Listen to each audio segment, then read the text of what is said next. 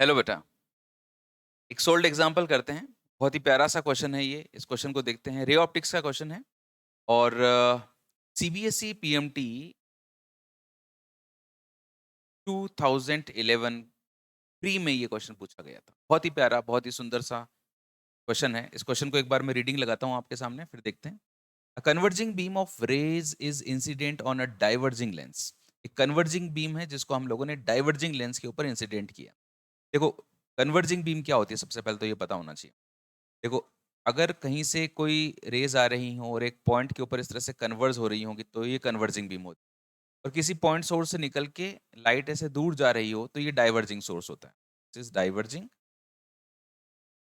And this is converging. और ये जो रेज हैं ये हम लोगों ने एक डाइवर्जिंग लेंस के ऊपर इंसिडेंट करी। के रास्ते में एक डाइवर्जिंग लेंस रख दिया। डाइवर्जिंग लेंस का मतलब कॉनकेव लेंस हो जाता है। Having passed through the lens, the rays intersect at a point 15 centimetre from the lens on the opposite side. जब ये इस लेंस से गुजरती हैं तो दूसरी साइड में 15 सेंटीमीटर पे जाके कन्वर्स करती हैं। If the lens is removed, अगर लेंस को रिमूव कर दिया जाए, the point where the rays meet will 5 centimetre closer to the lens. Lens नहीं लगाओगे तो जहां पे वो मीट करी थी 15 सेंटीमीटर पर, उससे पहले 5 सेंटीमीटर पे ही वो मीट करने लग जाती हैं। तो लेंस की फोकल लेंथ क्या होगी? तो देखो, सबसे पहले इस सिचुएशन को एनालाइज करते हैं। ये आपका डाइवर्जिंग लेंस है। इसके ऊपर आपका एक कन्वर्जिंग बीम आके गिरा। ये जो कन्वर्जिंग बीम आती है ना, इसको डाइवर्स करने का काम इस लेंस का है। तो अगर ये लेंस नहीं होता तो मान लीजिए ये रेज इस पॉइंट पर मिलती, तो जहां पे ये मिल रही होती लेंस की एब्सेंस में, वो हमारा ऑब्जेक्ट होता। या मैं ऐसे कहूं कि ये हमारा वर्चुअल ऑब्जेक्ट होता। ये हमारा वर्चुअल ऑब्जेक्ट होता, क्योंकि रेज कहां से आ रही है हमें पता नहीं है, पर ये जहां पे मिल रही होती उसी को हम लोग वर्चुअल ऑब्जेक्ट मान लेते। लेकिन क्योंकि ये डाइवर्जिंग लेंस से गुजर रही थी तो डाइवर्जिंग लेंस का काम होता है इनको फैला देना। तो ये इस डाइवर्जिंग लेंस ने इसको फैला दिया है ऐसे, और ये यहाँ पर मीट कर रही हैं। तो ये इसकी इमेज बनी। ये इनका इमेज पॉइंट हो गया। जो इमेज बन रही है इसकी, वो यहाँ से 15 सेंटीमीटर की डिस्टेंस पे बन रही है।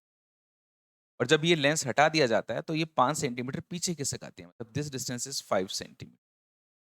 तो कुल मिला के बात ऐसी हुई कि ये हमारा वर्चुअल ऑब्जेक्ट जो है यहाँ से 10 सेंटीमीटर की डिस्टेंस पर हो गया, और इमेज मेरी 15 सेंटीमीटर की डिस्टेंस पे बनी। तो अगर मैं यू लिखता हूँ ऑब्जेक्ट का डिस्टेंस, तो वो इस लेंस से 10 सेंटीमीटर की डिस्टेंस पर है। साइन कन्वेंशन बहुत इंपॉर्टेंट होते हैं। जिस तरफ रेज आती हैं उस डायरेक्ट वो वाली जो डायरेक्शन होती हैं वो पॉजिटिव मानी जाती है। तो रेज आपकी लेफ्ट टू राइट आ रही हैं और आप भी मेजर करने के लिए लेफ्ट टू राइट जा रहे हैं, तो ये आपने प्लस लगा दिया। और वी जो होगा, जो इमेज है वो आपकी यहाँ पर बन रही है। तो रेज भी आपकी लेफ्ट टू राइट आ रही है और आप भी मेजर करने के लिए लेफ्ट टू राइट जा रहे हैं। तो ये आपका +15 सेंटीमीटर होगा। अब मुझे फोकल लेंथ निकालनी है।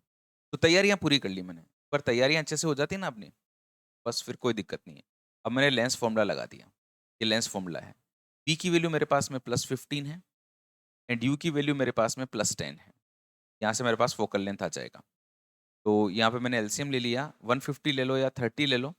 तो ये 2 - 3 equals to 1/f, -1/30 equals to 1/f। f बराबर आ गया आपका -30 सेंटीमीटर। माइनस क्या शो कर रहा है कि डाइवर्जिंग लेंस है, कॉनकेव लेंस है, और 30 सेंटीमीटर की फोकल लेंथ है। आई थिंक ये आपको समझ में आया होगा। ये बहुत ही अच्छा कंसेप्ट है। और स्पेशली ये जो कन्वर्जिंग बीम जहां जहां पे आ जाती है ना, कन्वर्जिंग बीम जिस भी क्वेश्चन में आएगी, तो हमेशा ध्यान रखना कि कन्वर्जिंग बीम के केस के अंदर जो हमारा ऑब्जेक्ट होता है वो वर्चुअल ऑब्जेक्ट होता है और यू की वैल्यू पॉजिटिव आती है। ओके, अगर ये स्पेशली ध्यान रखोगे तो एग्जाम में आपका सोचने वाला टाइम जो है ना वो काफी कम हो जाएगा। बिल्कुल। इसी तरह की अच्छी अच्छी बातों के लिए जुड़े रहिए एपीजी की दुनिया पर, और निश्चित रूप से मैं अरुण प्रकाश गौड़ पूरी सहायता करूंगा आपकी, और आपको आपकी मंजिल तक पहुंचाने में कोई कसर नहीं छोड़ूंगा। Keep connected, stay tuned with APG की दुनिया।